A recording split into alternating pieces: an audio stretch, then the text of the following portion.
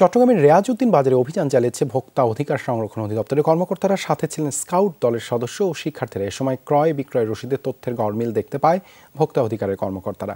Quality সম্পন্ন আন্তর্জাতিক মানের still bar CSRM, committed for better still. বেশি দামে পণ্য বিক্রির প্রমাণও মেলে। এসব বিষয়ে ব্যবসায়ীদের সতর্ক করা হয়েছে। আগামীতে এমন কারসাজি করলে তাদের বিরুদ্ধে আইনগত ব্যবস্থা নেওয়ার হুঁশিয়ারি জানানো হয়। ক্রেতাদের দাবি, বাজারে সবজির যোগান বাড়লেও দাম চড়া। ব্যবসায়ীরা বলছেন, গাড়ি ভাড়া ও কৃষকদের কাছ থেকে পণ্য আড়তে আনতে খরচ বেশি হচ্ছে, আর এর প্রভাব খুচরা পর্যায়ে। কিছুদিনের মধ্যেই বাজার স্থিতিশীল হবে, এমনটাই মনে করছেন ব্যবসায়ীরা। আমরা যখন খুচরা ব্যবসায়ী যারা আছে তাদের কাছে যাই, তারা কিন্তু বলা হচ্ছে যে আমরা যেখান থেকে পাইকারি কিনি তাদের সমস্যা।